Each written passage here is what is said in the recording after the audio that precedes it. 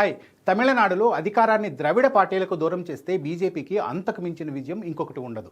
ఉత్తరాది రాష్ట్రాల్లో గెలవడం వేరు, దక్షిణాదిన అది కూడా ద్రవిడ సిద్ధాంత పునాదులు బలంగా ఉన్న తమిళనాట విజయం సాధించడం వేరు. వరుస విజయాలతో జాతీయ రాజకీయాలను ఏలుతున్న కమలనాథులకు తమిళనాడు ఎప్పుడూ కొరకరాని కొయ్యగానే ఉంటుంది. మరి ఈ అసెంబ్లీ ఎన్నికల్లోనైనా వాళ్ళ కల నెరవేరుతుందా? తమిళనాడు విషయంలో బీజేపీ ఎందుకంత స్ట్రగుల్ అవుతుంది?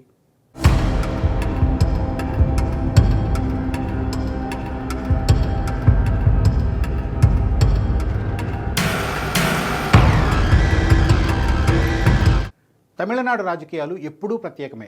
ద్రావిడ ఉద్యమాల ముద్రతో సామాజిక న్యాయం, లౌకిక తత్వం, భాషా గర్వం అనే 3 అంశాల చుట్టూ తిరిగే రాజకీయ సంస్కృతికి తమిళనాడు పెట్టింది పేరు. ఇలాంటి రాష్ట్రంలో జాతీయ రాజకీయాల్లో శక్తివంతమైన పార్టీగా ఎదిగిన బీజేపీకి మాత్రం ఇప్పటికీ గట్టి అడుగు పడడం లేదు.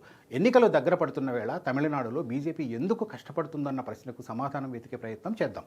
దేశవ్యాప్తంగా హిందుత్వ రాజకీయాలకు కేంద్ర బిందువుగా నిలిచిన భారతీయ జనతా పార్టీకి తమిళనాడు మాత్రం ఇప్పటికీ రాజకీయంగా అగ్నిపరీక్ష పెడుతోంది.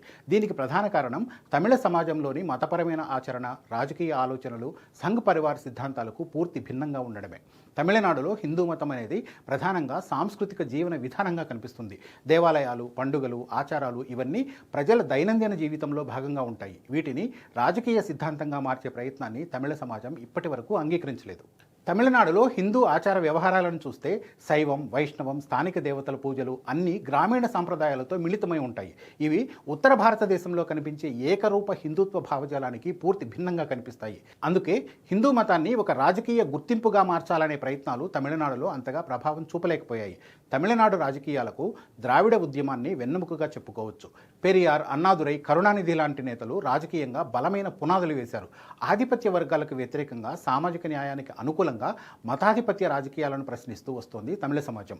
బీజేపీ ప్రస్తావించే హిందుత్వ రాజకీయాలకు ఈ ద్రవిడ భావజాలం సహజంగానే అడ్డుగోడుగా మారింది. ఉత్తర భారతదేశంలో పనిచేసిన హిందుత్వ రాజకీయ మోడల్ తమిళనాడులో పనిచేయడం లేదు.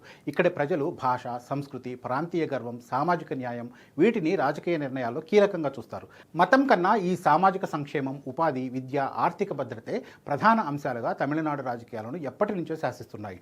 ఇలాంటి వాతావరణంలో హిందుత్వ కేంద్రంగా రాజకీయాలు నడపడం కమలనాథులకు పెద్ద సవాల్గా మారుతోంది.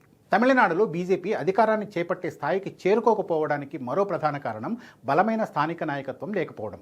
డిఎంకే, అన్నాడీఎంకే పార్టీలకు గ్రామ స్థాయి నుంచి రాష్ట్ర స్థాయి వరకు పాతుకుపోయిన నాయకత్వం ఉంది. అదే సమయంలో బీజేపీ నాయకత్వం ఎక్కువగా ఢిల్లీ కేంద్రంగా నిర్ణయాలు తీసుకుంటుందన్న అభిప్రాయం ఉంది. ఇది తమిళ ప్రజల్లో బయట నుంచి వచ్చిన పార్టీ అన్న భావనను మరింత బలపరిచింది. తమిళనాడులో అధికారంలోకి రావాలంటే ఈ ప్రాంతీయ పార్టీలతో పొత్తులు తప్పనిసరి. బీజేపీ, ఏఐఏడీఎంకే మధ్య సంబంధాలు ఎప్పటికప్పుడు మారుతూ ఉండడం, స్పష్టత లేకపోవడం ఓటర్లలో గందరగోళాన్ని సృష్టించింది. పొత్తులు రాజకీయ అవసరాల కోసం మాత్రమే అన్న భావన బలపడితే బీజేపీపై నమ్మకం పెరగడం కష్టంగా మారుతుంది. ఏ పార్టీలైనా తమిళనాడును మిగతా రాష్ట్రాలతో సమానంగా చూడకూడదు. అక్కడి రాజకీయ వాతావరణాన్ని, ముఖ్యంగా ద్రవిడ ఐడెంటిటీని వాళ్ళ కోణంలోనే అర్థం చేసుకోవాలి. అయితే డిఎంకే లేదంటే అన్నాడీఎంకే అధికారం ఈ 2 కూటముల మధ్య మారుతూ ఉంటుంది. ఎందుకంటే ఈ పార్టీలకు ద్రవిడ మూలాలున్నాయి. ప్రజలకు వాళ్ళ పరిపాలన నచ్చినా నచ్చకపోయినా వాళ్ళ ముందు మరో ప్రత్యామ్నాయం లేదు. వీళ్లను తిరస్కరించి బీజేపీకి పట్టం కట్టడానికి బలమైన కారణంగా తమిళ ఓటర్లు ముందు ఉండాలి. అప్పుడే తమిళనాడు రాజకీయాల్లో బీజేపీకి నిజమైన బ్రేక్ దొరికే అవకాశం ఉంటుంది.